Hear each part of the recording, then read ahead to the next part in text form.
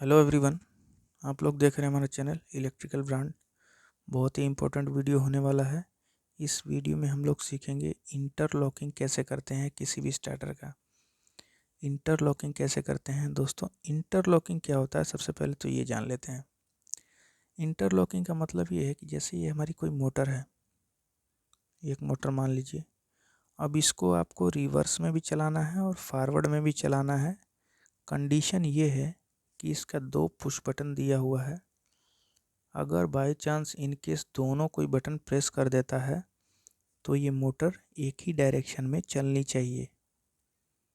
ठीक है, यानी इंटरलॉकिंग का मतलब ये इंटरनली लॉक रहेगा, किसी भी कंडीशन में इसमें एक्सीडेंट नहीं हो सकता। एक्सीडेंट का मतलब ये है कि रिवर्स फॉरवर्ड, आप लोग जानते हैं कि किसी भी मोटर को फॉरवर्ड चलाने के लिए 3 फेज़, अगर मोटर है 3 फेज़ इंडक्शन मोटर है तो फॉरवर्ड चलाने के लिए 3 फेज़ देते हैं। अगर उस मोटर को रिवर्स करना है तो एक फेज़ को इंटरचेंज करते हैं। जैसे RYB है, RYB में अगर आपकी मोटर फॉरवर्ड चल रही है तो आपको क्या करना है, ये किन्हीं 2 फेज़ों को आपस में इंटरचेंज कर देना है।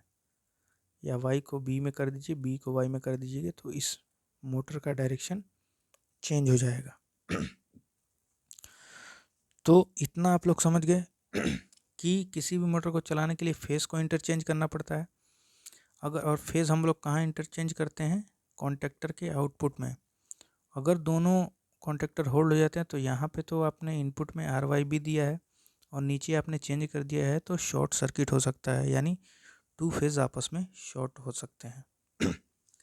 इसको सेफ्टी को ध्यान में रखते हुए हम लोग इंटरलॉकिंग करते हैं। अगर आपकी इंडस्ट्री में क्रेन है तो क्रेन में भी यही इंटरलॉकिंग रहती है। जैसे कि क्रेन को आप एक बार अप चलाते हैं, एक बार डाउन चलाते हैं, तो एक ही स्टार्टर रहता है, यानी 2 कॉन्टेक्टर रहते हैं, जिससे आपका एक कॉन्ट्रैक्टर से अप चलता है, एक कॉन्ट्रैक्टर से डाउन होता है क्रेन। या रिवर्स फॉरवर्ड, क्रेन में बहुत सारी चीज़ें रहती है। जैसे एक LT होता है लॉन्ग ट्रेवल, एक CT होता है क्रॉस ट्रेवल, और एक होइस्ट रहता है। तो ये क्रेन में भी इम्पोर्टेंट करेगा वीडियो, और ये आपके इंडस्ट्री में भी बहुत इम्पोर्टेंट वीडियो है।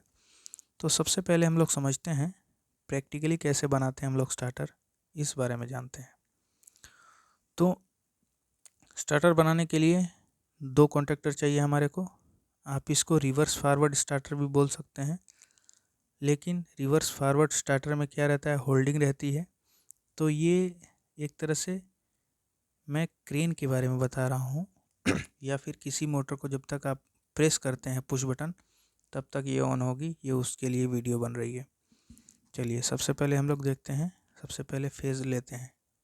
दोस्तों इस वीडियो में मैं कंट्रोलिंग डायग्राम ही बता रहा हूँ, तो आप बहुत ही ध्यान से समझिएगा, तभी आपको समझ में आएगा। चलिए स्टार्ट करते हैं। ये मैं लिया हूँ NC एलिमेंट, यानी इमरजेंसी। अगर आप पुश करते हैं तो सप्लाई आपकी ब्रेक हो जाएगी और कोई भी फंक्शन ऑन नहीं होगा। चलिए इमरजेंसी ले लिया हमने, NC ले लिया। NC का मतलब नॉर्मली क्लोज्ड। नॉर्मली क्लोज का मतलब है कि बिना किसी ऑपरेशन के ये नॉर्मली क्लोज रहेगा, यानी जो सप्लाई आप लोग यहाँ पे दी हैं वो सप्लाई ऑटोमेटिकली यहाँ से आउटपुट निकल जाएगा। और ये NO है 2 हमारे।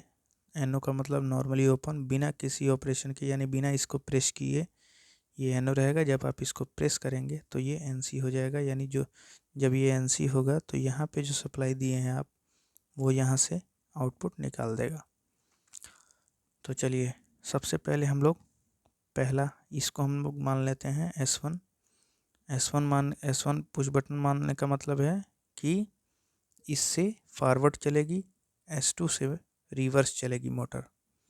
चलिए सबसे पहले फॉरवर्ड का समझते हैं। फॉरवर्ड कैसे चलेगी, ये सप्लाई यहाँ पे आ गई, S1 से आउटपुट निकला। जब आप इसको प्रेस करेंगे तो जो सप्लाई यहाँ तक आ रही है वो आउटपुट हो जाएगी, यानी ये NC हो जाएगा। तो यहाँ से आउटपुट निकला हमारा, देखिए कहाँ जा रहा है, ये जा रहा है हमारा दोस्तों, ये contractor K1, contractor K2। K1 का आप लोग समझ सकते हैं फॉरवर्ड, और ये K2 का मतलब समझ सकते हैं रिवर्स। चलिए तो हम कहाँ पे थे, यहाँ से आपका सप्लाई आया और ये गया हमारे NC ब्लॉक में। NC ब्लॉक का मतलब है जो कॉन्टेक्टर के ऊपर NC ब्लॉक NO ब्लॉक लगा रहता है, आप लोग जानते होंगे। तो NC ब्लॉक का मतलब रहता है कि जब कॉन्टेक्टर किसी भी ऑपरेशन में ना हो तो वो नॉर्मली क्लोज्ड रहेगा, यानी सर्किट क्लोज रहेगा। तो क्या होगा, जैसे मान लीजिए कि ये कॉन्टेक्टर अभी ऑपरेशन में नहीं है यानी होल्ड नहीं है, तो NC है। NC के अगर NC है तो NC से आउटपुट निकलता रहेगा। और ये हमारा कहाँ आ गया, कॉन्टेक्टर के A1 में। कॉन्टेक्टर के A1 का मतलब ये कॉन्टेक्टर की ऑक्सिलरी सप्लाई है जो कॉन्टेक्टर को ऑन करेगी। तो देखिए यहाँ से सप्लाई होके कॉन्टेक्टर K2 के NC से होके A1 में चला गया, यानी आपका ये कॉन्टेक्टर होल्ड हो गया और आपकी मोटर फॉरवर्ड चलने लगी। ठीक, अब समझते हैं S2 का वायरिंग। S2 यानी रिवर्स चलाने के लिए ये देखिए यहाँ से सप्लाई आई, सेम टू सेम K1 के NC में गई, K1 के NC से आउटपुट निकला और वो हमारा चला गया K2 के A1 में। यानी जब आप S2 दबाएंगे तो K2 कॉन्टेक्टर होल्ड होगा। और K2 कॉन्टेक्टर किसके थ्रू होगा, K1 के NC ब्लॉक से होते हुए फिर कॉन्टेक्टर होल्ड होगा। अब एक बार और समझते हैं कि इन केस क्या होता है, अगर आपने दोनों बटन को प्रेस कर दिया तो क्या होगा। इंटरलॉकिंग का मतलब क्या हुआ, अब समझेंगे हम लोग इसमें। देखिए जब आप दोनों प्रेस करेंगे, दोनों पुश बटन को, तो कोई ना कोई पहले तो प्रेस होगा ही। अगर पहले जो भी प्रेस हो रहा है, मान लीजिए सबसे पहले S2 को मान लेते हैं हम लोग कि सबसे पहले S2 प्रेस हो गया, बाद में S1 प्रेस हुआ। अब मान लीजिए S2 अगर प्रेस हो गया सबसे पहले, तो ये कहाँ गया, S2 यहाँ से होते हुए NC से होते हुए ये कॉन्टेक्टर होल्ड हो गया।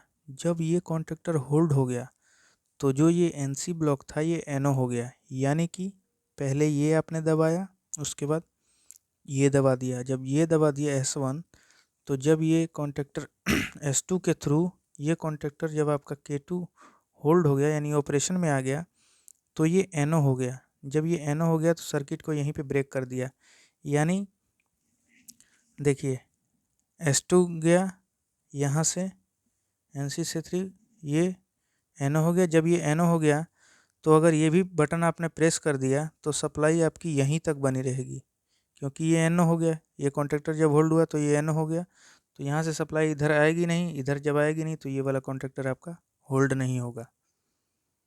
आप लोग समझ गए।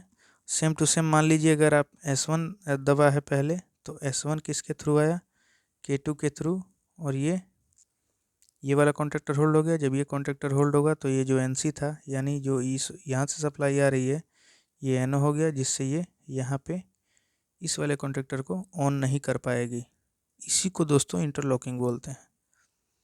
चलिए अब एक बार डायग्राम भी समझ लेते हैं। डायग्राम समझेंगे तो दोस्तों और समझ में आएगा, इसलिए वीडियो में बने रहें। देखिए फेज़ आया, यहाँ NC है, ये NC है, नॉर्मली क्लोज्ड है, इमरजेंसी पुश बटन है, सेम टू सेम ये वाला। अब यहाँ से हमने 2 पॉइंट कर दिया है, देखिए 2 पॉइंट निकाल दिया है हमने। एक S1, ये S1 है, S2, ये S2 पुश बटन है, यानी ये NO पुश बटन है ऑन करने के लिए।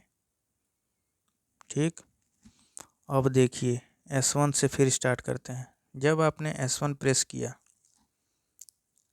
देखिए S1 प्रेस किया तो ये NC हो गया। अब ये सप्लाई यहाँ आ रही है, चूँकि ये, और दोस्तों ये देखिए ये आपने प्रेस किया S1 किसको ऑन करने के लिए, K1 कॉन्टेक्टर को ऑन करने के लिए, लेकिन ये जो NC ब्लॉक है ये K2 का है, इसका NC ब्लॉक है। तो क्या हुआ, ये अभी होल्ड नहीं है, दोनों होल्ड नहीं है। जब S1 आपने प्रेस किया तो ये होल्ड नहीं है, तो इसका NO ब्लॉक NC है, जिसकी वजह से सप्लाई आ गई K1 में और K1 कॉन्टेक्टर होल्ड हो गया। जब K1 कॉन्टेक्टर होल्ड हो गया, इसका मतलब जो K1 का NC यहाँ पे है ये NO हो गया। जब ये NO हो गया तो S2 से सप्लाई जो आ रही है वो यहीं पे ब्रेक हो गई, यानी ये वाले कॉन्टेक्टर होल्ड नहीं होगा।